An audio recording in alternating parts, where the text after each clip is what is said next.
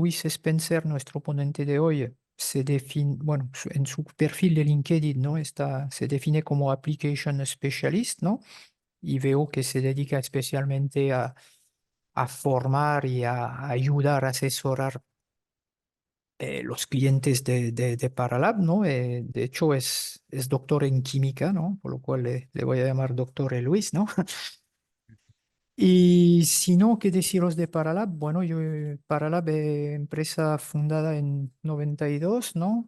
Y básicamente yo creo poder decir que es el distribuidor de equipamiento científico, ¿no? Para todo tipo de aplicaciones industriales y de laboratorio, ¿no? Y dentro de su servicio, obviamente, aparte de proporcionar, de vender, de representar grandes marcas de equipos, ¿no?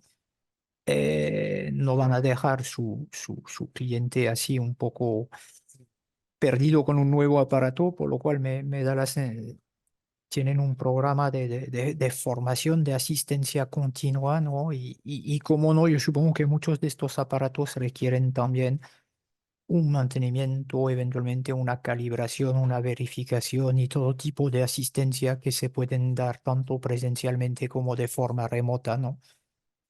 Y yo creo que Luis justamente es uno de los miembros del equipo Paralab, ¿no? Y debe de ser también su principal tareas, ¿no? Dentro de la empresa. Así que sin más, te paso la palabra, Luis, y bueno, encantado hoy de escucharte. El título del webinar de hoy es nada menos que la cuantificación de polímeros en mezcla y reciclados por calorimetría diferencial de barrido y termogravimetría. Así que tenemos un programa interesante. Todo tuyo, Luis. Gracias por estar aquí. Muchas gracias, Marc. Muchas gracias al CEP por una vez más estamos aquí con un webinar y gracias a vosotros que están, a todos ustedes que están participando. Voy aquí a compartir, perdón, la pantalla y a ver si se ve bien. Espero que sí. Estamos viendo el PowerPoint entero Eso es. y Vale. ahora en modo presentación, perfecto. Perfecto, muy bien, genial. Pues, pues sí, el tema, como Marca ha dicho, es la cuantificación de polímeros en mezclas y reciclados por calorimetría diferencial de barrido y termogravimetría, estrategias y desafíos, a ver cómo podemos gestionar todos estos temas. La agenda que propongo para hoy sería, bueno, una muy breve presentación de Paralab, que Marc ya muy amablemente ya lo hizo. Luego pasamos para análisis térmico hablando de termogravimetría. Hablamos de cuantificación por termogravimetría. Y luego pasamos para análisis térmico, pero calorimetría diferencial de barrido, cuantificación por DSC y conclusiones. Debo llamar la atención que el enfoque principal estará aquí más en la calorimetría diferencial de barrido, porque la técnica de termogravimetría es bastante más sencilla en ese aspecto.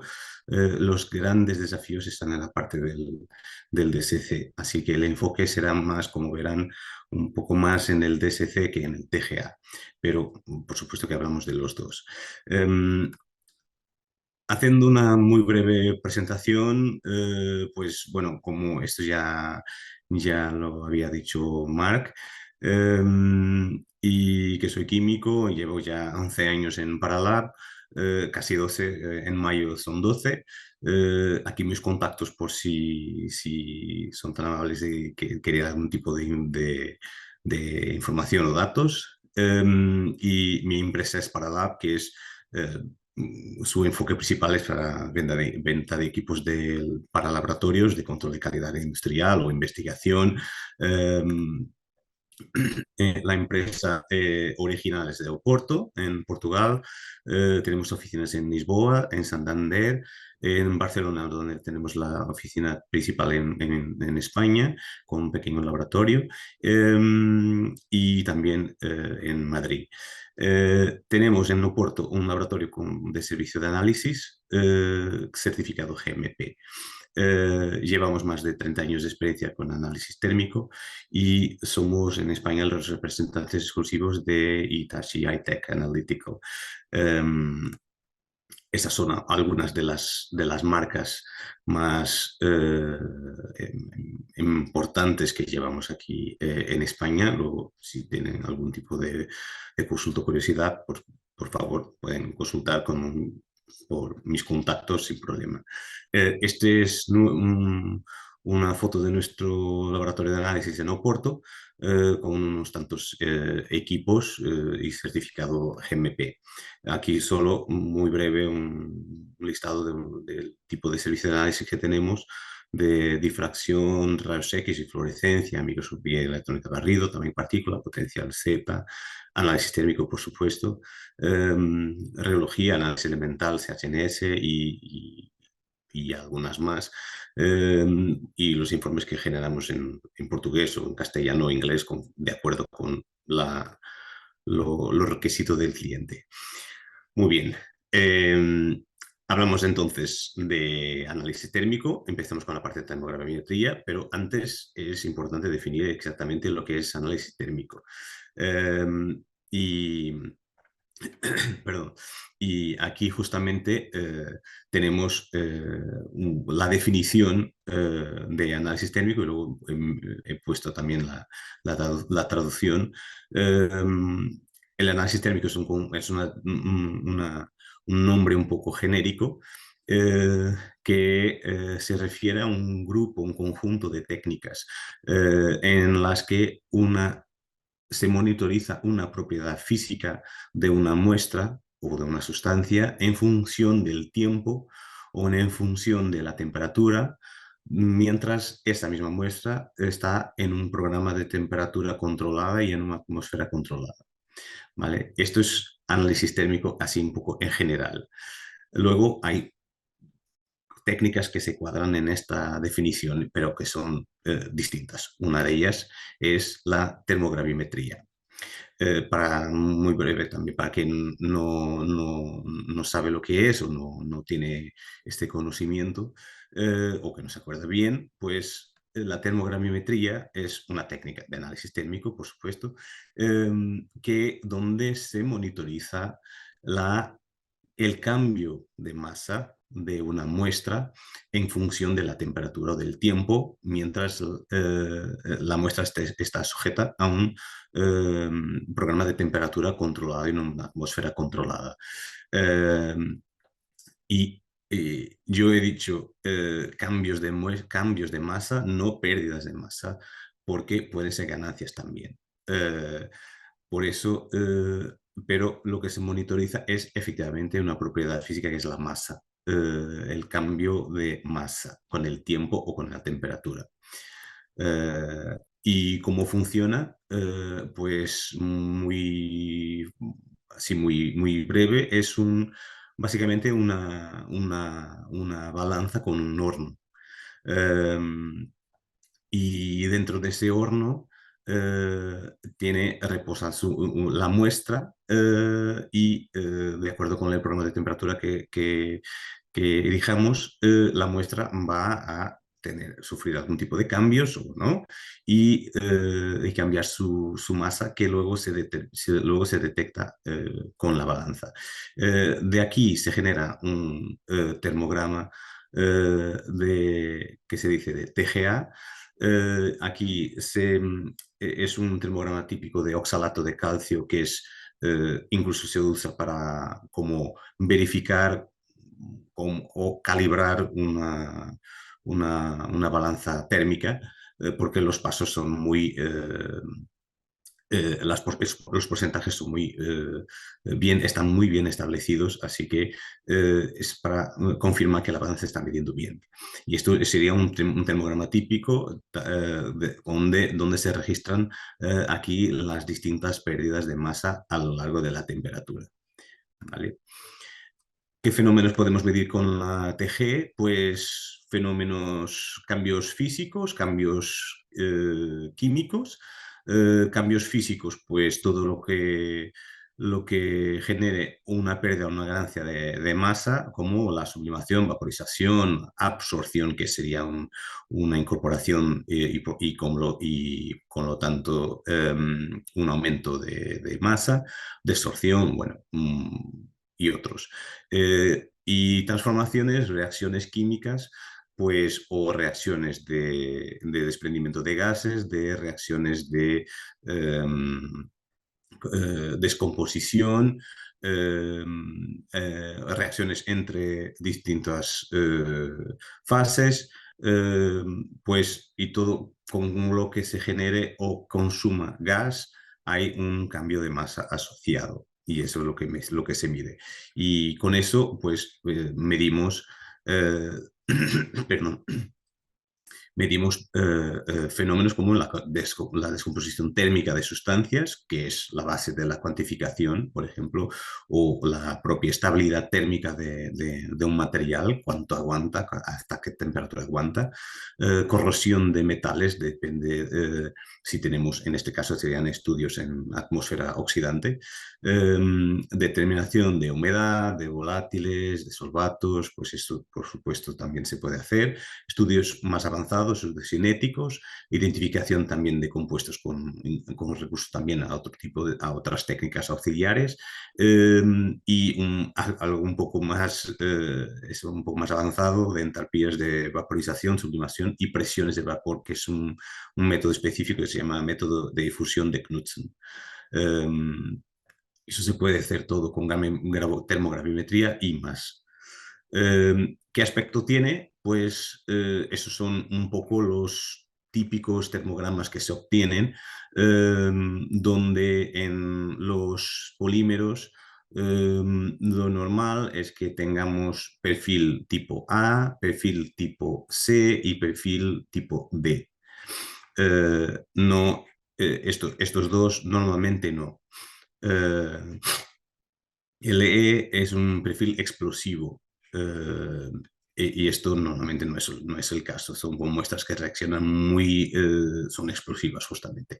El normal es tener un perfil como este, indicado con la letra A, que es una descomposición térmica con desprendimiento de gases,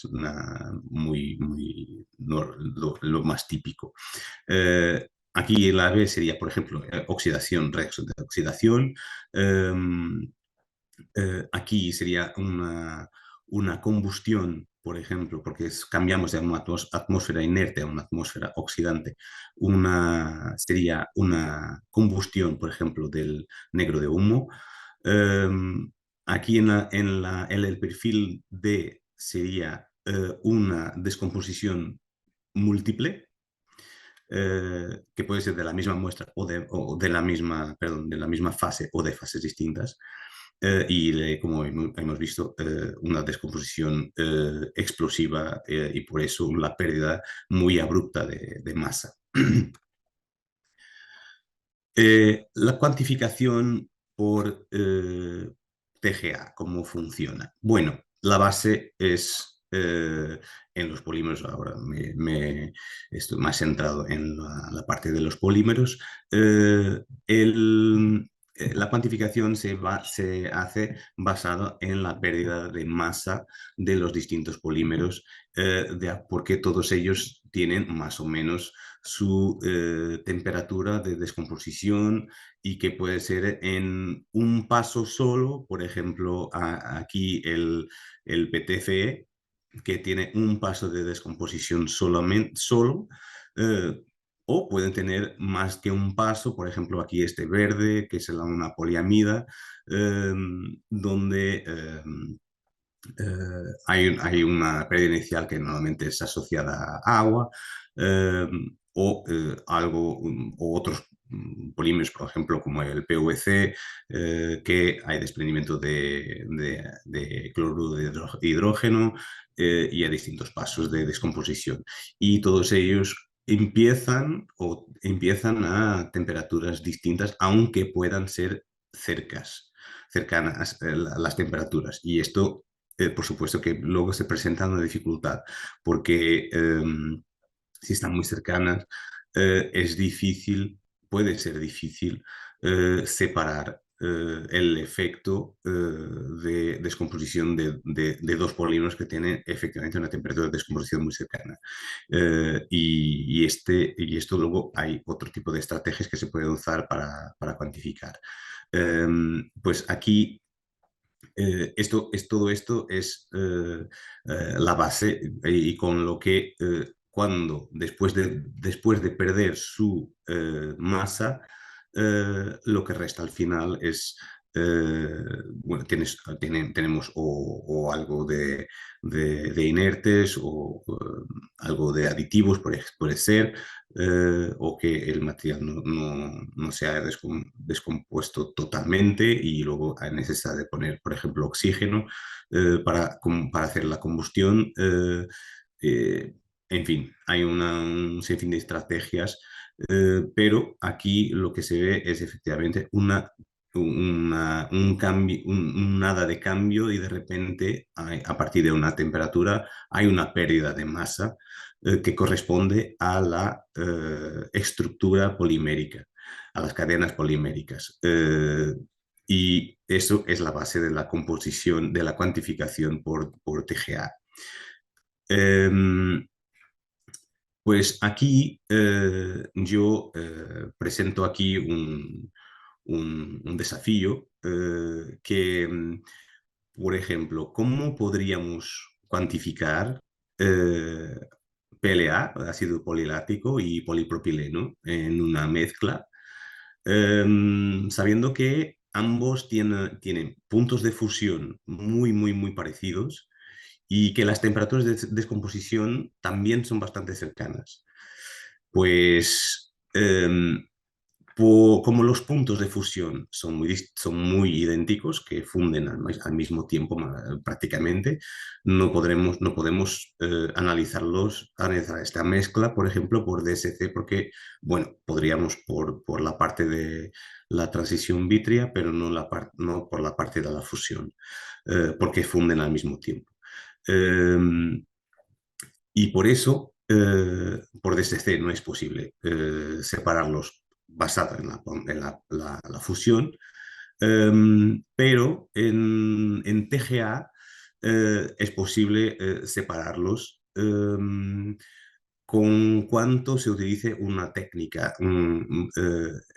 más particular que se llama análisis cuasi isotérmica. Esta técnica en realidad ya veremos por qué se usa aquí en esta situación. Porque en realidad se va a hacer una isoterma para que uno de los polímeros se descomponga totalmente antes de iniciar la descomposición del otro polímero. Mientras se está permanentemente calentando, como es el modo normal de calentamiento, hacer un barrido de temperatura a una velocidad constante y aumento constante de temperatura. Luego, antes de terminar, si están muy cercanos de temperatura, pues empieza uno, pero antes que termine empieza el otro también. Y la composición ya no es tan fiable. Así que esto sería la estrategia para analizar según un TGA. Y aquí presento este ejemplo de PLA con polipropileno, donde tenemos, eso sería el método estándar, donde tenemos inicialmente no tenemos nada, ningún cambio de masa, y luego se empieza a descomponer el PLA primero, pero antes que termine empieza el otro. el polipropileno. Es decir, tenemos aquí, esta es la derivada, en TGA la derivada es muy, muy, muy importante para señalar los inicios, finales, cambios, inflexiones y número de fenómenos, porque a ojo puede ser difícil distinguir, pero la derivada es muy sensible.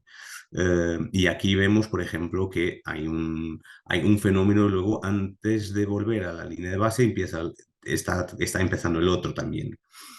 Así que esta composición aquí no es muy fiable y por eso se ha vuelto a hacer el análisis, pero, pero ahí en ese análisis lo que se hizo ha sido hacer un calentamiento hasta, en este caso, 330 grados. A los 330 grados se hizo una isoterma hasta que terminase de descomponer el PLA. Solo después de terminar la descomposición de PLA, entonces se ha seguido con el calentamiento para la descomposición del polipropileno. Y eso es lo que se ve aquí, que es el método cuasi isotérmico, lo que comenté antes, donde tenemos bueno, la temperatura que va subiendo hasta que llega a la temperatura del set point y luego tenemos el efecto de pérdida de masa del PLA hasta que termina y luego entonces empieza a calentar de nuevo hasta, en este caso, los 400 para que el polipropileno se descomponga, ¿vale? Aquí un efecto, otro efecto, totalmente separados. Y así se permite, se habilita la cuantificación de cada uno. Es decir, en esta muestra tendríamos 75,8% de PLA y 11,8% de polipropileno, ¿vale? Esto es un método un poco más particular y equipos de TGA ya incorporan esta tecnología incluso con detección automática y todo para que se detengan cuando empiecen a notar una pérdida de masa importante y, hasta que, y solo siguen analizando cuando termine. ¿Vale? Pues eso sería la cuantificación por TGA. Eh, Hablando ahora porque como digo, el enfoque principal será la calorimetría diferencial de barrido porque tiene bastante más asunto y es bastante más, tiene bastante más cosas, más complicadas. Vale, pues enfoquémonos entonces en la calorimetría diferencial de barrido. Una vez más, presento un poco la técnica para quien no la conoce o que quieran saber un poco más, muy breve también. La calorimetría diferencial de barrido es, una vez más aquí la definición, una técnica de análisis térmico también, pero en este caso estamos midiendo una diferencia de energía entre una sustancia y una muestra de referencia en función también de la temperatura o del tiempo con cuanto la muestra está sujeta y la referencia a un programa de temperatura controlado y a una atmósfera controlada también. Vale, esto es la calorimetría diferencial de barrido, mide otra propiedad física que no la masa. Y entonces, en este caso, es la diferencia de energía. ¿Cómo funciona? Pues lo que tenemos aquí es un ejemplo de cómo sería un DSC, donde tenemos esto de aquí, que es un horno. Dentro de este horno están ubicadas dos posiciones, una para la referencia y otra para la muestra, que normalmente son, que la muestra está se pone en crisoles de distintos materiales, normalmente aluminio, pero hay unos tantos otros materiales de acuerdo con las necesidades. Y las dos, bueno, entonces la referencia normalmente es un crisol vacío, pero no tiene que ser un crisol vacío. Um, y, perdón, y la muestra se pone en esta posición y luego las dos, tanto referencia como muestra, están como dentro del mismo horno, así que sufren lo mismo, el mismo programa de temperatura. ¿Vale? Con cuanto no haya ningún tipo de cambio en la muestra, tampoco hay un cambio en la referencia y no tenemos ninguna... Eso es una señal diferencial, porque eso me olvidé de decir, es una señal diferencial, es decir, hay una diferencia, lo que se detecta es el flujo de calor que va hacia la muestra o que se libera de la muestra. Y que ambas necesitan. Aquí no pasa mucho, no pasa mucho en la referencia, pero en la muestra sí que pasa. Bueno, hasta que pase no pasa mucha cosa, pero cuando pasa, efectivamente pasa y no pasa en la referencia. Así que estas diferencias de calor o por desprendimiento de calor, y eso se dice un proceso exotérmico, o si consume calores sería un proceso endotérmico y el flujo de calor sería en ese sentido. En el otro exotérmico el flujo de calor sería al revés y esta diferencia de calor, de energía, se nota y es detectada por la diferencia de una diferencia, como una diferencia de potencial, ¿vale? Y al final lo que se genera es un termograma que es podemos decir, un gráfico donde se monitoriza el flujo de calor respecto a la temperatura o al tiempo. ¿Vale? Y luego los cambios que sufre la muestra o que no sufre la muestra, por ejemplo, en este caso no está cambiando muchas cosas, sino solamente capacidad calorífica. Luego tenemos un fenómeno, otro aún, ¿vale? Todo esto son fenómenos que luego se interpretan, se usan para algún tipo bueno, para lo que sea, para lo que queramos analizar. ¿Qué fenómenos mide? Pues unos tantos, capacidades caloríficas, calores específicos, temperaturas y entalpías de fusión y cristalización, que nos importa bastante, grado de cristalinidad amorfo, que ya veremos, transiciones vítreas, que se caracterizan por un valor, una temperatura y un cambio de capacidad calorífica, entalpías de reacción, que es la base que podemos decir la extensión de las reacciones de acuerdo con esta propiedad, entalpías de transición de fase, diagramas de fase y unas tantas otras que como determinación de pureza, bueno, unas tantas, una técnica muy versátil. ¿Cómo se parece? Bueno, aquí solamente algo que para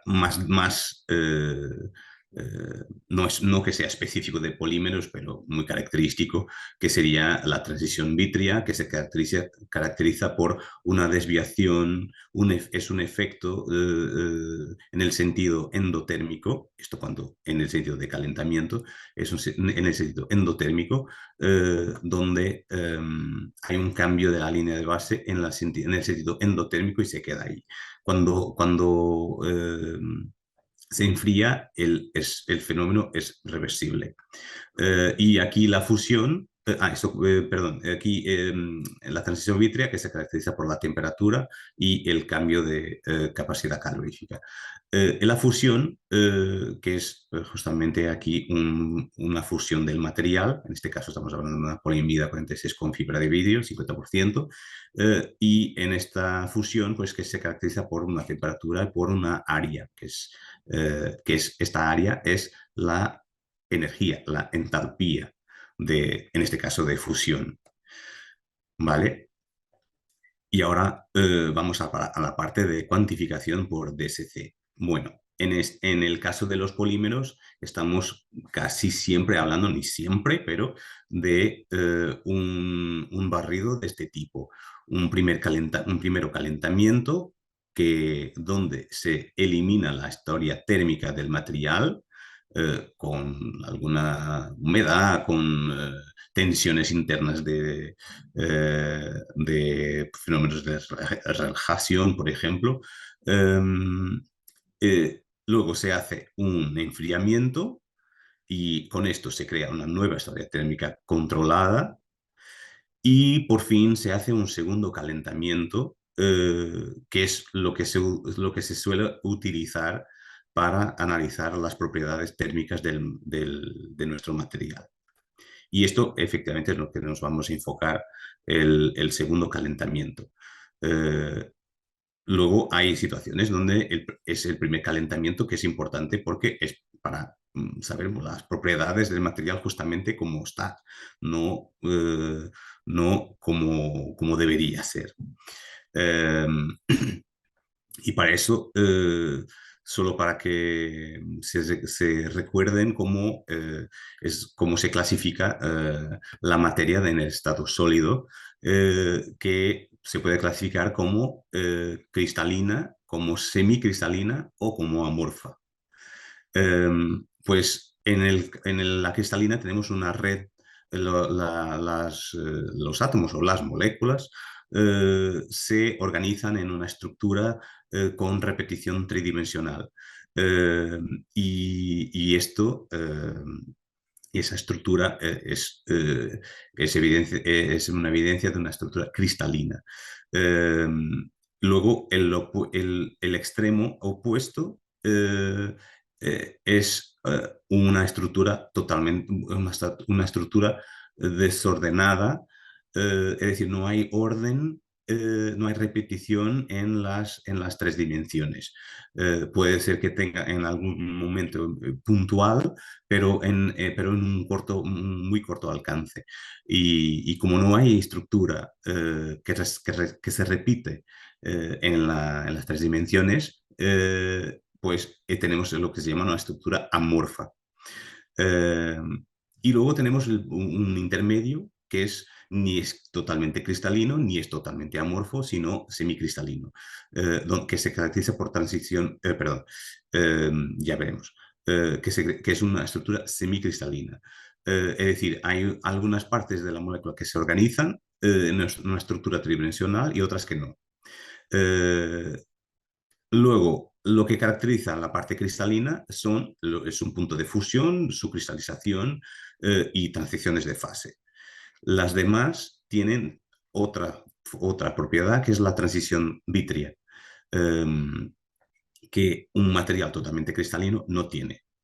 Pero el amorfo sí que tiene transición vitrea y el semicristalino también. Vale. El amorfo no tiene fusión. El semicristalino tiene todo. Tiene lo que tienen los dos, él tiene también. Más o menos dependiendo de cuán cristalino o de cuán amorfo es. ¿Vale? Esto es importante luego para lo que vamos a hablar enseguida, que es determinación de grados de cristalinidad por DSC. Porque esto es efectivamente, y ya verán por qué, es un parámetro muy importante y que a la altura de hacer una cuantificación, este es un parámetro muy importante y ya veremos.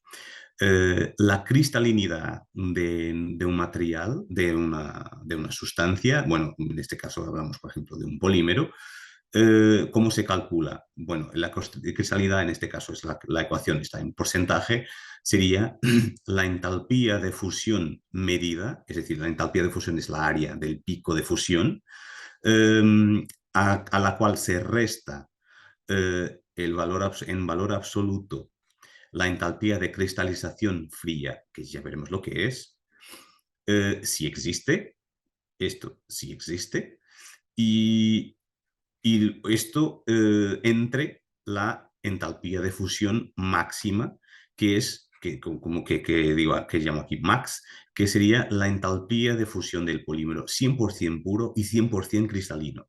Y estos valores, bueno, muchos polímeros los tienen y son están tablados. Y por eso es posible perfectamente consultar tablas con los valores de entalpía de fusión máxima, que son las referencias. ¿Vale? Aquí un ejemplo para determinación de un grado de cristalinidad por DSC de un PLA. Aquí en el PLA, nosotros lo que tenemos aquí eso es el segundo calentamiento. Tenemos una transición vítrea y luego esto es lo que se llama una cristalización fría. Es decir, es una cristalización que pasa en secuencia de un calentamiento y no de un enfriamiento. Esto porque después de la transición vítrea el material gana movilidad y puede empaquetarse si es energéticamente favorable y si lo hace. Y esto es lo que pasa aquí en el PLA, cristaliza y entonces si tenemos la cristalización es exotérmica, siempre. Y por eso nuestra energía es negativa. Luego el material cristaliza y antes de nada, pues funde. ¿Y qué funde? Pues toda la parte cristalina, sea la que se ha generado cuando el material se ha enfriado, sea lo que ha cristalizado durante el calentamiento. Y por eso tenemos la ecuación esta, donde se resta el valor absoluto, en valor absoluto, la área de cristalización. Y por eso tenemos aquí, en este caso, tenemos el área de fusión, que es 29,25 julios por gramo. Restamos lo que se ha cristalizado en frío, y no es la cristalización de enfriamiento, sino la cristalización que ocurre en frío. Y si no hay, no hay. Si no hay, esto es cero. Y luego, este cálculo entre la entalpía de fusión máxima del PLA. Esto es un valor un poco discutible porque no hay un gran acuerdo del valor, pero bueno, es así algo intermedio que se puede consultar en un artículo científico de 93 julios por gramo y en porcentaje pues generaría una cristalinidad del PLA de 2,3%, que es básicamente lo que ha cristalizado. ¿Vale? Porque básicamente lo que ha cristalizado aquí ha fundido aquí. Solo una pequeña parte era lo que era efectivamente que estaba cristalino. Todo lo demás estaba amorfo. ¿Vale? Otro otro ejemplo es de polietileno de alta densidad, donde tenemos la temperatura de fusión y su área, que es la entalpía de fusión, y en este caso no tenemos ninguna cristalización fría, así que el cálculo es simplemente la entalpía medida de fusión entre la entalpía de fusión máxima, que es 293, está tablado también para el polietileno, y, esto en porcentaje que representa 73,9%, una cristalicidad ya alta. ¿Vale? Ahora, ¿esto por qué estoy hablando de la cristalinidad? Pues por cuando el objetivo es la cuantificación. Pues ahí está el problema. Es que la cuantificación por DSC de polímeros en mezclas o reciclados se hace midiendo la entalpía de fusión. Pero la entalpía de fusión es afectada también por la cristalinidad del polímero, que también normalmente no se conoce. Así que tenemos un problema, porque esto es lo queremos cuantificar, y para cuantificar disponemos solamente, cuantificar porque no sabemos cuánto tiene en una mezcla, y para eso usamos la entalpía de fusión. Pero esta entalpía de fusión es afectada por la cristalinidad, que también normalmente no se sabe. Entonces tenemos aquí un problema y cómo solventarlo. Bueno, vamos ya a ver las implicaciones de lo que acabo de decir. Primero, La composición de un polímero en una mezcla, eh, el cálculo se hace de acuerdo con esta ecuación. Esto para que tengamos la composición en porcentaje, y estoy hablando aquí también si os acordáis, esto sería la cristalinidad en porcentaje. Y por eso hablé de la cristalinidad antes, porque esto afecta. Así que sería la entalpía de fusión medida entre el producto entre entalpía de fusión y cristalinidad. Esto esto por 100.000, 10.000, perdón. Entonces veamos aquí tres ejemplos muy breves. Consideremos aquí un polímero con una entalpía de fusión máxima, esta, de 100 julios por gramo, para facilitar un poco. Ejemplo 1. Tenemos un polímero que es 100% puro, pero su cristalinidad es 50%. Si hacemos el cálculo, pues nuestra entalpía de fusión que esperaríamos medir serían 50 julios por gramo. Ejemplo 2. Un polímero que es 100% cristalino, pero no es puro, no es 100% puro. Está en una mezcla en una proporción de 30%. Pues haciendo los cálculos, la entalpía de fusión que esperaríamos medir era 30 julios por gramo. Y ahora tenemos un ejemplo 3, donde tenemos un polímero que no es cristalino, no es 100% cristalino, es 20%, y tampoco está puro, está una mezcla en una proporción de 30%. Si hacemos el cálculo con estos parámetros para sacar la entalpía de fusión, pues la entalpía de fusión medida serían 6 julios por gramo. Es decir, cuando tenemos situaciones de mezclas, lo que queremos saber es efectivamente cuánto tiene, pero lo que pasa es que normalmente tampoco sabemos este. Entonces tenemos ahí efectivamente que desarrollar algún tipo de estrategias para saber o estimar esta cristalinidad. Bueno, presento aquí 3 estrategias. Esto es todo, por supuesto, discutible, habrá más seguro, pero y hay algunas que son mejores que otras, ya veremos. Estrategia número 1 sería, porque ahora es cómo contornar o solventar este problema. Pues estrategia número 1 sería hacer una recta de calibración con uno de los polímeros. Y ya veremos cada uno.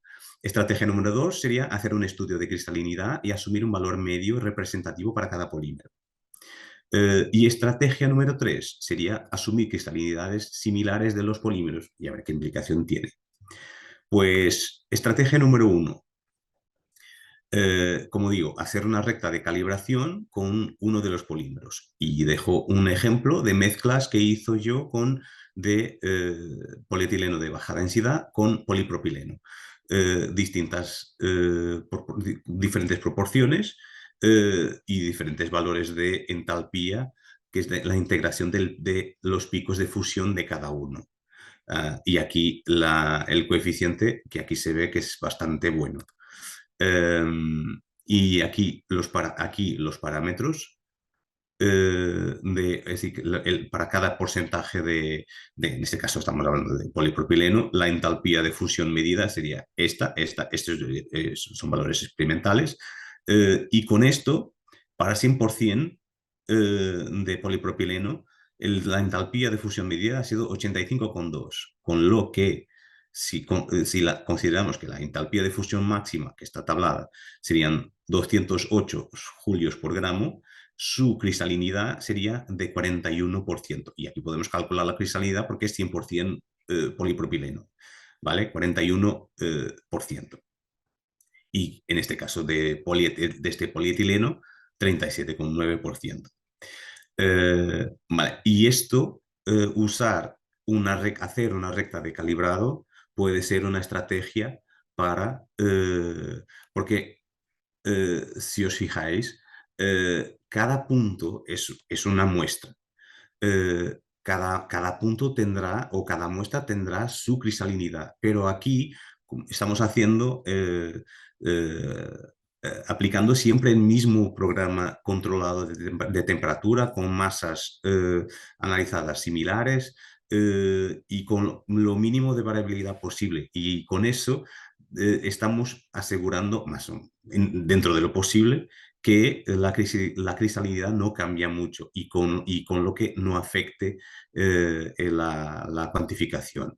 Y efectivamente es lo que se nota, no es una influencia aquí, en este caso, más residual de la cristalinidad. Llamo la atención para si tenéis una situación de este tipo, mi consejo es cuantificar de acuerdo con el pico de fusión del polipropileno. ¿Y esto por qué? Porque la integración del pico es bastante más sencilla, bastante más fácil. La línea de bases está bien establecida y con lo que es bastante más fiable y más repetible. La de polietileno de baja densidad se ve perfectamente cuando termina, pero el inicio es más complicado porque va fundiendo a lo largo de la temperatura, no es una cosa inmediata. Con el polipropileno es ya un poco más inmediato. Por eso sería la cuantificación, si tenéis una situación de este tipo, más fiable la cuantificación y la recta de calibración con el polipropileno que con el polietileno de baja densidad. ¿Vale? Otra estrategia. Número 2 sería hacer un estudio de cristalinidad y asumir un valor medio representativo para cada polímero. Este es un ejemplo de un trabajo que hizo para una empresa en Portugal de material reciclado y que viene tiene todo tipo de proveniencia. Y reciclado de polietileno, en este caso es polietileno de baja densidad y que tiene contaminaciones de polipropileno. Todas tienen, unas muy residuales, 0,5 por ejemplo, otras que ya más importantes de 5, 6, 7, 9, 10%. El valor, pero no son muchas.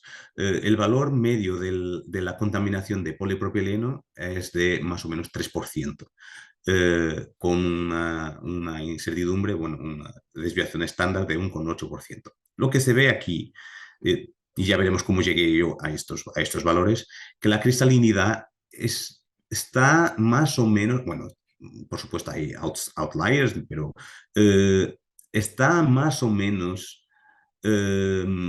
cambiando en torno de un valor central. Hay dispersión, pero, por supuesto, pero no es una dispersión que muestra que tenga 20 y otra que tenga 80. No hay. Y como digo, son muestras que vienen de toda proveniencia. No es siempre el mismo material, son cosas muy distintas. Y como vemos, son muchas muestras, muchos termogramas que estuvo analizando bastante tiempo. Invertí tiempo, no perdido. Entonces, estos serían los pasos para hacer este tipo de cálculo, para cómo calcular esta cristalinidad. Primero, estoy asumiendo, porque hay siempre que asumir cosas. Estoy asumiendo que la cristalinidad del polipropileno se mantiene constante en el segundo calentamiento. Es decir, que no hay cambios importantes de la cristalinidad de las contaminaciones de polipropileno que detecto. Entonces, asumiendo esto, puedo entonces medir. Paso siguiente sería medir el pico de fusión del polipropileno para sacar la entalpía de fusión. Calcular el porcentaje de polietileno, porque medir el pico de fusión y luego, me falta aquí un paso, que el pico de fusión, luego puedo calcular el porcentaje de polipropileno, de acuerdo con su entalpía de fusión máxima. Lo hago. Calculo por diferencia para 100%, si ya sé cuál es el valor de polipropileno, hago el cálculo del porcentaje de polietileno de baja densidad para 100%. Para 100%. Luego, por otro lado, lo que también se puede hacer, medir el pico de fusión del polietileno de baja densidad, calcular la cristalinidad del polietileno con los datos obtenidos aquí y aquí, en este punto, el punto 3 y el punto 4. Es decir, porque si tengo ya aquí el porcentaje de LDP en la muestra, si tengo el pico de fusión, por la ecuación, yo puedo calcular la cristalinidad. Y entonces lo hizo para todas las muestras y con lo que al final he obtenido un valor de cristalinidad para todas las muestras y he conseguido sacar un valor medio. Y puedo calcular el contenido de polietileno de baja densidad en las muestras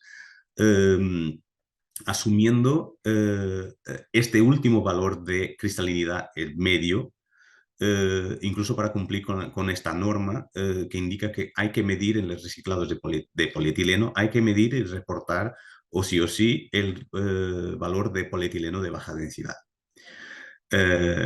Y aquí dejo el valor de polietileno de baja densidad, la cristalinidad, basado en 176 muestras distintas que yo analicé, que sería de un 44,1% basado en estos presupuestos que comenté. 44,1% con una desviación estándar de 2,4%. ¿Vale? Lo mismo hizo para el mismo cliente, pero con polietileno de alta densidad. Y como ven, la cristalinidad también, bueno, apliqué el mismo criterio, mismo principio, contaminaciones de polipropileno siguen siendo más o menos en torno a 3 con algo, y la cristalinidad suele estar entonces en torno de un valor, no hay un cambio brutal, pero se nota que el valor es bastante más alto.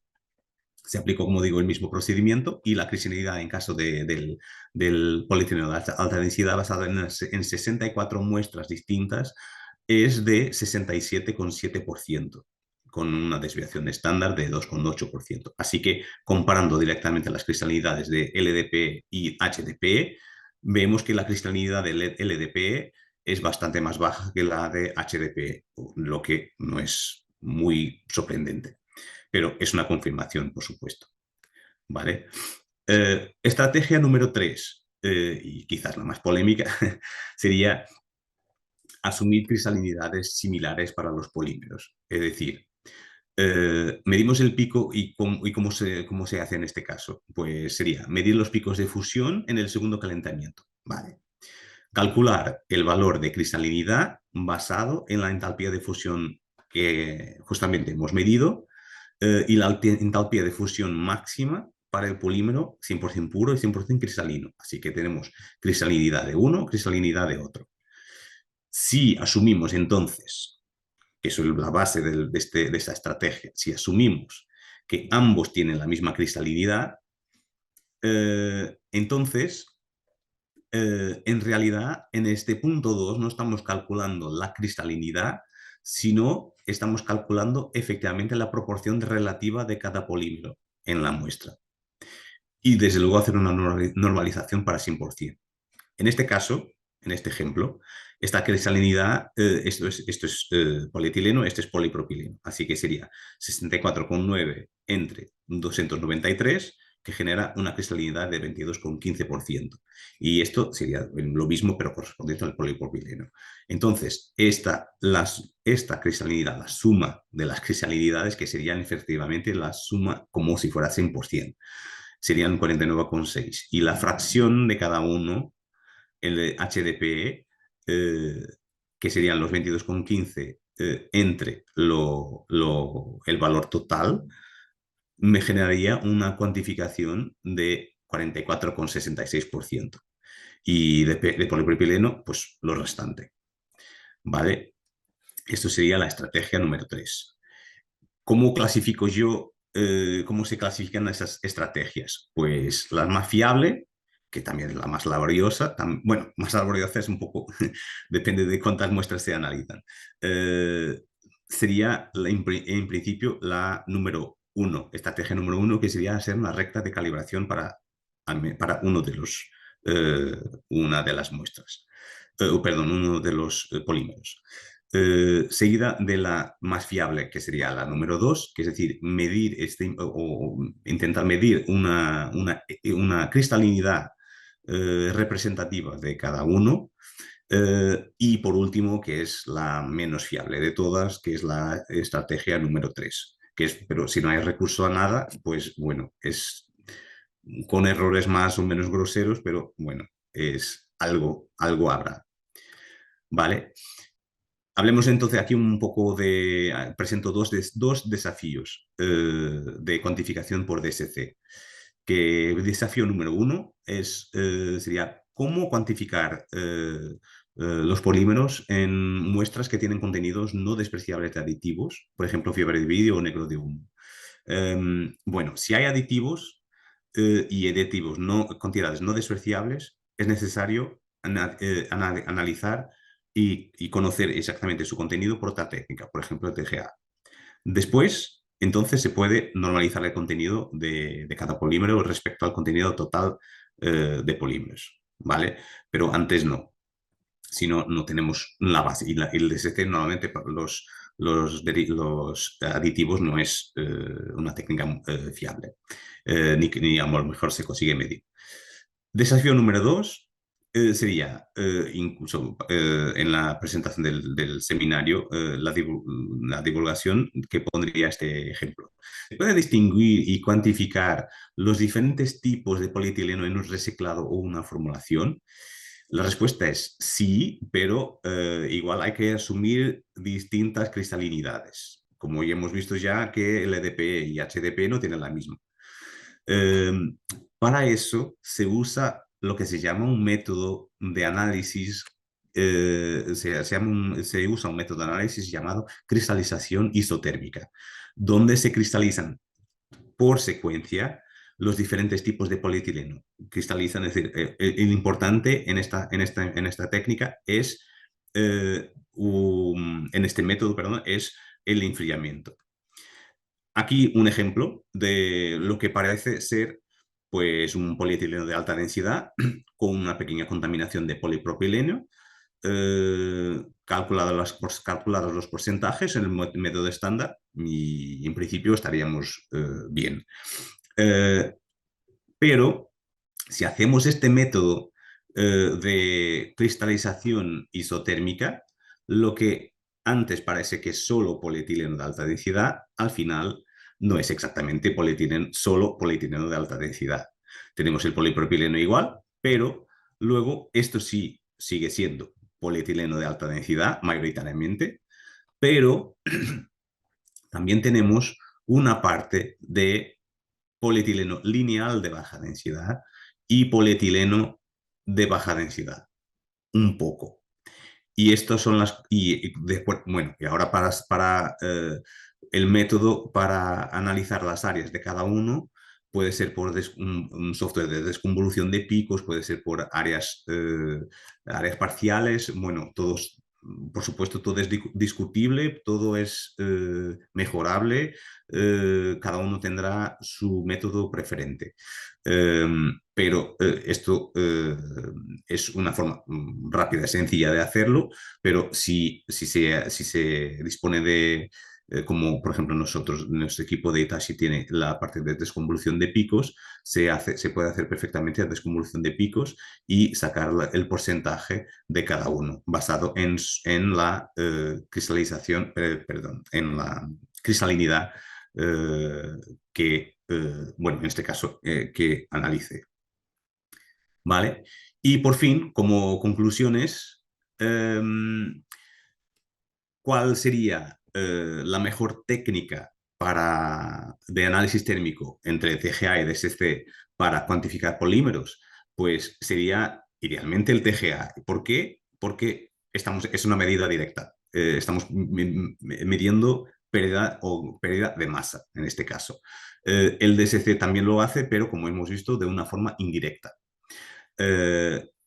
Otra conclusión, si vamos a analizar cuantitativamente una mezcla polimérica, pero que tiene aditivos en una gran cantidad, pues hay que primero saber en qué cantidad están estos aditivos, porque si no, es que no estamos asumiendo que es 100% al final de polímero y no es. Otro, la entalpía de fusión de un polímero, que es un parámetro clave para su cuantificación, como hemos visto, también le afecta su grado de cristalinidad, con lo que al final tenemos dos incógnitas que afectan a la misma variable. Y ya hemos visto ya estrategias eh, para solventar un poco este problema. Y como digo, al final, estas estrategias al final es para intentar fijar una variable, en este caso, cristalinidad, o medirla o estimarla para poder hacer la cuantificación. Porque al final, como digo, tenemos dos incógnitas que afectan la misma variable. Solo medimos una y queremos saber una, pero tenemos la otra que tampoco sabemos. Así que si tenemos esas estrategias para fijar una de las variables, para que no cambie mucho, en principio podríamos hacer una cuantificación que es siempre aproximada, porque pero bueno, es así. ¿Vale? Pues muchas gracias por acudir, por vuestra atención y estoy disponible, por supuesto, a vuestras preguntas. Gracias a ti, Luis. Gracias a Gracias. ti, Luis, por esta presentación. Bueno, ahora vamos a dar paso a las preguntas y respuestas. Vale. Bueno, en principio tenemos una que nos comentan, en los 3 ejemplos iniciales de mezclas, ¿podrían llevarse a cabo estas estrategias de la misma manera si no se conoce el tanto por ciento de los polímeros en la mezcla? Por la estrategia, sí, sí. Estos tres. Aquí un poco el principio sería, siempre que posible, hacer un análisis de un, si posible, como digo, ideal, el polímero puro, a ver cómo va, hacer algunos análisis para ver si estimar la cristalinidad, a ver si se mantiene más o menos constante, si nuestro método de análisis genera más o menos el mismo tipo de cristalinidad. Por supuesto que la cristalinidad es afectada por otros parámetros eh, como es el tamaño de la molécula, cómo se genera, como el proceso de síntesis, de tratamiento térmico. Bueno, hay unas tantas cosas que afectan la cristalinidad, pero el tratamiento térmico que le damos al DSC, en el DSC u otros, afectan o eh, pueden como atenuar un poco esta variabilidad. Eh, pero sí, se podría aplicar igual que este método, sí. Vale. Después también nos comentan, en la estrategia 2 de DSC no entendí muy bien por qué se estima un valor de cristalinidad en medio del 3%. Sí, que no presenté el Sí. resultado porque no es una cristalinidad de 3%. Es un porcentaje en masa del polipropileno. Es decir, el polipropileno es un contaminante, es un reciclado de polietileno. El polipropileno está en traza, bueno, es un contaminante. Y esto es un promedio del porcentaje de contaminación, no un promedio de la cristalinidad. Ujú. ¿Me explico? Vale. También nos preguntan, ¿cuántas muestras deberían analizarse en la estrategia 1 de DSC para que se pueda considerar fiable? Eh, bueno, como cualquier método analítico, idealmente mínimo 6. Esto ha sido, como han visto, tenían 4 porque Ujú, era una prueba, pero 6 sería así como mínimo. Estaría, ujú, cuantas más mejor, ¿eh? Pero tampoco vamos a hacer 20 o 50, ujú, no tiene por qué, pero si lo hacen como 10, está perfecto. ujú. También nos preguntan, ¿cómo se mide la cristalización isométrica? ¿Cómo se mide? Ujú. Bueno, ese es un método que está descrito en la literatura. En realidad es, perdón, se hace un primer calentamiento y luego en el enfriamiento se hace un enfriamiento paso a paso. Eh, baja la temperatura hasta 130 y algo, ya no me acuerdo exactamente el valor, 130 y algo grados, se queda ahí media hora. Luego baja de golpe, velocidad muy alta, 10 grados. Baja 10 grados y se queda más media hora. Baja más 10 grados de golpe, media hora. Es un proceso que tarda. Y esto al hacer este procedimiento, los distintos polietilenos van cristalizando en su temperatura y otros no, y por eso se consigue separar. Y luego al final se enfría todo y luego se hace un segundo calentamiento y es en ese calentamiento que se nota esta separación. Ujú. Nos comentan también para qué sirve la cristalinidad de los polímeros. Saber esta cristalinidad. Bueno, la cristalinidad, por ejemplo, es una propiedad que afecta muchísimo sus propiedades mecánicas, por ejemplo. Ujú. eh, un elemento, perdón, polímeros que tienen una cristalinidad muy alta, son muy duros, pero no son muy maleables, porque si tienes fuerza, ellos se rompen. Ujú. Esto es por la cristalinidad. La cristalinidad tiene este efecto. Perdón, el polímero se queda bastante más robusto, bueno, robusto, no más duro, mucho más duro, pero se quiebra más fácilmente también. Esto es por la cristalinidad. Y como digo, la cristalinidad afecta estas propiedades, todas esas propiedades de los polímeros, no solo la parte no solo porque la morfo tiene esta propiedad, pero también para la cuantificación, por ejemplo, sí, es importante. Ujú. Vale. Nos comentan en la estrategia 1 del DSC, ¿qué materiales ha empleado para obtener las rectas de calibración del LDPE y PP, reciclados o plásticos vírgenes? Bueno, se pueden usar los dos, ¿eh? Se pueden usar los dos. Yo creo que lo usé, honestamente, creo que usé virgen, pero, a ver, no ha sido virgen, no, era reciclado, ha sido justamente el cliente que me ha dado. Lo que quería decir es, idealmente se hacen estas mezclas eh, con el material, si posible, con el material con que solemos trabajar, porque va a reflejar la, la cristalinidad. Bueno, porque como digo, este ejemplo ha sido de una empresa que es de reciclaje y que tiene de toda la proveniencia, así que eh, eh, creo que estaría bien hacerlo así, con materiales si posible, no, si trabajamos con materiales vírgenes, pues vírgenes, si no, materiales reciclados puros, dentro de lo puro que es. Ujú. Vale. Eh, Vale. También nos comenta Germán, ¿cómo puede cambiar el valor de cristalinidad de polímero si tenemos una PDI grande versus PDI pequeña de un polímero de un determinado peso molecular? Ah, pues eso sí, el índice de polidispersión sí que es por eso. eh,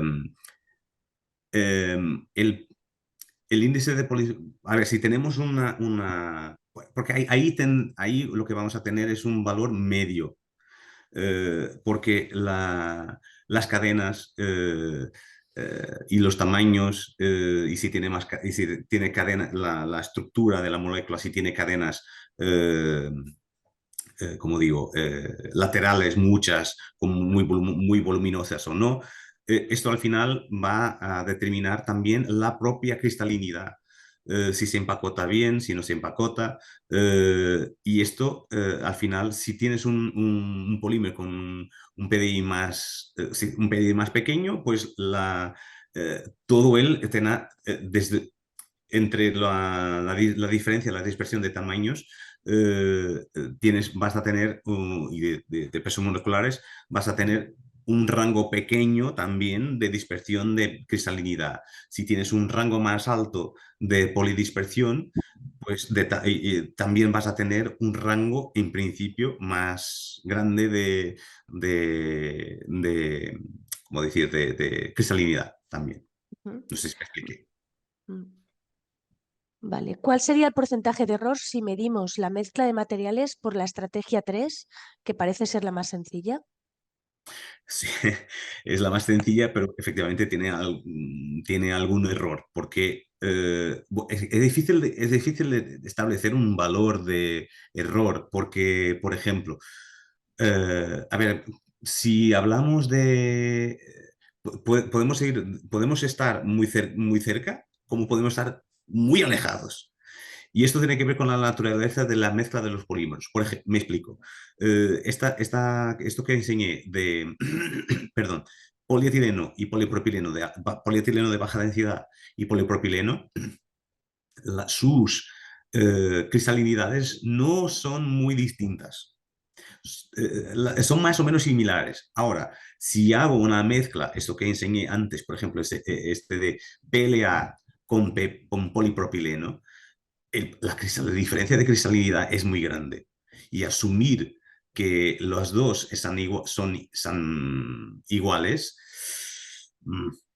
por eso digo, depende efectivamente un poco del material de la mezcla. Si es polipropileno con polietileno, bueno, hay diferencias, pero no son muy grandes. No estamos cometiendo un error así demasiado. Si estamos hablando del polietileno de baja densidad, alta densidad, ya tenemos una diferencia de más o menos, puede ser de 20% por ahí. Eh, ¿Vale? Es un poco la magnitud del error depende de la mezcla que estamos considerando. No puedo decir un valor concreto. Puede ser muy bajo como puede ser de muchos en un porcentaje alto, 10, 20% incluso. ¿Vale? Ujú. Bueno, 20% quizás sea demasiado, pero seguramente como 10%, seguro, 10, 20. Perfecto. También nos preguntan, ¿deben tenerse en cuenta picos de prefusión en el cálculo de la cristalinidad, al igual que la cristalización fría en PLA? Eh, perdón. Pues sí, bueno, en este caso la prefusión contaría como para la fusión, la entalpía medida de fusión. Eh, Eso sí que se consideraría. Vale. ¿Qué técnica emplearías para determinar la cantidad de LDPE en una muestra de HDPE reciclado? ¿Qué técnica? Pues bueno, ahí si estamos hablando solamente de LDPE y de HDPE, no hace falta, por ejemplo, usar ¿cómo digo? ¿Qué técnica ahora no sé a qué se refiere, si es DSCTGA o si es qué tipo de estrategia.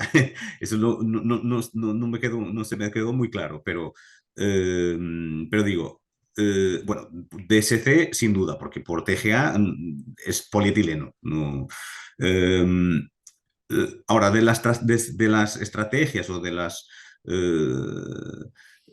cómo medir una situación así, pues el barrido normal por ejemplo, bueno, barrido normal, pero el segundo calentamiento con valores de barrido más bajos. Más bajos bueno, normal son 10 grados por minuto. Más bajos, 5 o menos incluso, si hace falta. ¿Esto por qué? Eh, Porque para que los picos no se solapen. Pero con ese barrido normal es suficiente para luego hacer esta cuantificación de los dos polímeros, porque efectivamente ellos tienen temperaturas bastante distintas, bueno, suficientemente distintas para que no sea necesario hacer este proceso de cristalización isotérmica, sino un barrido más normal, aunque pueda ser un poco más lento para que los picos, para que cuando funda el LDPE vuelva a la línea vuelva a la línea de base y luego funda el polietileno de alta densidad. Vale. Luego también me comentan, me gustaría saber si en el caso de tener aditivos, por ejemplo, un master batch que tendrá alto porcentaje de pigmentos, LL, DPE, LDPE, PP, etcétera, y no tengo un TGA, ¿puedo hacer un calentamiento escalonado para detectar estos distintos materiales? Eh, es un master batch que tiene... ¿puedes repetir, por favor, Sí. si me explico algo? Vale, dice, me gustaría saber, en el caso de tener aditivos, por ejemplo, un master batch que tenga alto porcentaje de pigmentos, LLDPE, LDPE, PP, etcétera, y no tengo un TGA, ¿puedo hacer un calentamiento escalonado para detectar estos distintos materiales? Bueno, sí, pero, por ejemplo, porque él estaba hablando ahí de los pigmentos, pero porque los pigmentos son, eh, los master batch son de cada uno, me imagino. Y cada uno tendrá sus pigmentos. No sé si, por eso no sé si entendí. Pero bueno, eh, aunque no se tenga un TGA, se puede aplicar siempre un método de DSC y hay que jugar siempre con o las masas o las velocidades de barrido. Pero, por ejemplo, diferenciar si tenemos una mezcla de polietileno de baja densidad y polietileno lineal de baja densidad, en un barrido normal es casi imposible, bueno, casi imposible, bueno, pero es muy difícil distinguir los dos en un barrido normal. Eh, ahí sí sería este método por cristalización exotérmica para distinguir los dos. Eh, pero, a ver, aunque no se tenga el TGA, si el objetivo es como cuantificar también los pigmentos, que no sé si, por eso digo que no sé si entendí, Ujú. si el objetivo sería cuantificar los pigmentos, hay otras técnicas, no solo el TGA, si se puede cuantificar pigmentos con, yo qué sé, por ejemplo, fluorescencia de rayos X, difracción de rayos X incluso también, eh, otras técnicas de cuantificación. Para saber el contenido de pigmentos, para luego saber exactamente a qué masa de polímero nos referimos, porque en un gramo de muestra, ¿cuánto de polímero hay? Bueno, es eso. No sé si me expliqué, porque no sé tampoco si entendí totalmente la pregunta, Sí. pero bueno. Bueno, Si de no, todas si formas, no, me pregunta de nuevo. De todas formas, comentar que, bueno, hay muchas preguntas, vamos a hacer algunas más porque el Vale. tiempo es limitado, Sí. pero comentarle a todo el mundo que al finalizar la sesión os haremos llegar tanto la presentación donde están los datos de Luis para que le podáis contactar y también el vídeo de la sesión para que cualquier duda y cualquier aclaración podáis tener el contacto directamente. ¿De acuerdo? Hacemos un par de preguntas más. Mira, Vale, si los sí. polímeros son a partir de residuos plásticos para contener PCM, para ser utilizados en cementos sostenibles, ¿se requeriría saber la cristalizidad? Eh, bueno, a ver, depende. La cristalinidad depende de su objetivo. A ver, por un lado, ¿para qué se quiere saber la cristalinidad? En este caso, como estaba hablando, para la parte de cuantificación. Para la parte de cuantificación es un parámetro muy importante para la cuantificación. Si Pero también la cristalinidad, como digo, como he dicho antes, afecta las propiedades físicas de resistencia del material. Si esto es un parámetro importante a la altura de tener este material e incorporar este material en los cementos, pues a lo mejor es un parámetro que puede ser importante saberlo y controlarlo. ¿Y controlarlo cómo? Hay materiales que se quedan más cristalinos o menos cristalinos de acuerdo con el enfriamiento que se hace, con la velocidad del enfriamiento, con la temperatura, todo. Eso hay materiales que por la cinética que responden más lento, otros que responden mucho más rápido, pero otros que no. Y entonces la velocidad de enfriamiento, por ejemplo, para moldes o para lo que sea, influye al final en su cristalinidad y para que se quede por un lado, un material suficientemente resistente, pero por otro lado, para que no se rompa. No se rompa también fácilmente. Y por eso digo, la cristalinidad es un parámetro que es importante saberlo si va a afectar nuestra propiedad, sería de propiedad mecánica. Eso sí que es importante porque si yo tengo un control de la cristalinidad que estoy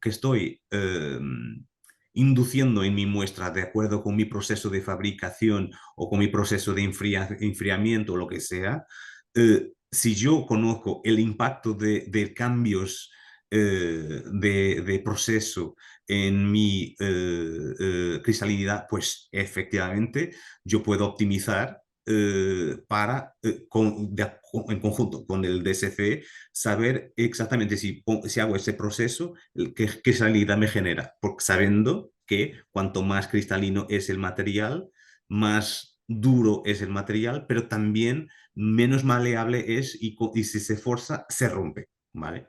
Teniendo esto en consideración. Por eso, si no es ninguno de estos casos, pues saber la crisalidad, pues está siempre bien, pero puede ser que no sea muy importante. Ujú. Muy bien, pues muchas gracias, Luis, por todas tus aclaraciones Gracias a y como os, vosotros. y como os comentaba a todos, que sepáis que, bueno, que os haremos llegar el vídeo y también la presentación en la que tenéis los datos de Luis para poderle hacer preguntas que hayan quedado en el tintero. ¿De Claro, acuerdo? por supuesto. Pues bueno, muchísimas gracias a todos y Muchísimas a los gracias. asistentes Eh, y a Luis por su presentación. Mar, Muy no sé si bien. quieres decir algo. No, bueno, nada más. Gracias a todos por la asistencia y seguimos en contacto y seguirnos en redes y en nuestra web y en nuestra newsletter para poder ver todas las actividades que organizamos. Gracias Bueno, a todos. Adiós. Pues adiós. muchísimas Adiós. gracias a todos. Gracias, hasta luego.